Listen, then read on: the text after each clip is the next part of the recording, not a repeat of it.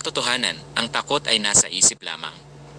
Madalas nating nararanasan ang pagdurusa, pangamba, at takot, ngunit kung susuriing mabuti, ang dahilan nito ay simple lamang. Hindi tayo namumuhay sa kasalukuyang katotohanan, kundi nabubuhay tayo sa ating isipan. Sa larong bilyar o Pinoy Pitcha Pool, bago pa man magsimula ang laban, kinatatakutan na natin ang tungkol sa kung ano pa ang maaaring mangyari sa hinaharap na laban. Nakikita na natin ang ating sarili na sumasablay sa di naman kahirapang posisyon ng pitcha.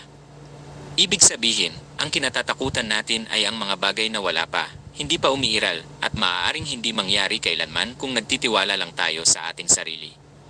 Kung ang iyong takot ay nakatuon sa bagay na wala pa, nangangahulugang ito ay pawang katsang isip lamang.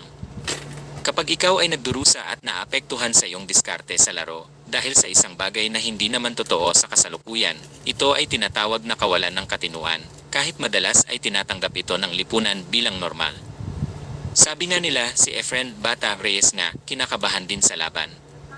Ganoon din ang nangyayari sa atin. Ang ating pag-aalala ay laging nakatuon sa dalawang bagay, ang mga pangyayaring lumipas na, o ang mga bagay na baka mangyari pa bukas. Ang parehong alaala at imahinasyon ay nasa loob lamang ng isip. Wala sa mga ito ang umiiral sa mismong sandaling ito.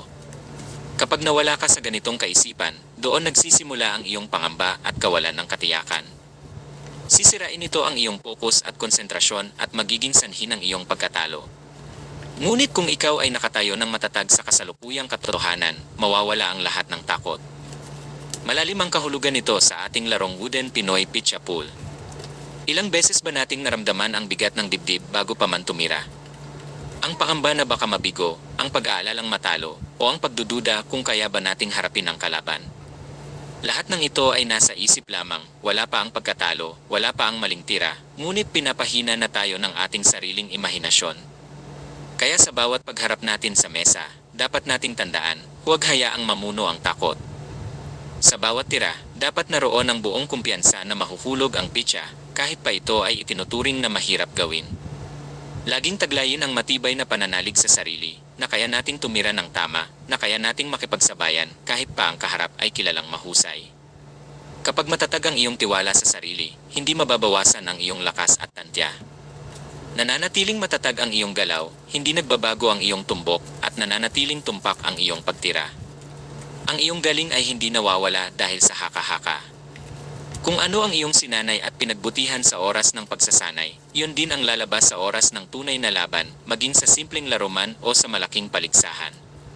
Sa huli, ang tunay na kalaban ay hindi ang nasa kabilang panig ng mesa, kundi ang sarili mong isip. Kapag natutunan mong manatili sa kasalukuyan at huwag bigyang buhay ang mga haka-hakang takot, walang laban na mahirap at walang tira na hindi kayang gawin. Kung naniniwala ka sa mga sinasabi ko, isang pahulog na like naman dyan at isang safety follow mo ako para hindi ka mahuhuli sa iba pang content na i-upload ko next time. Maraming salamat!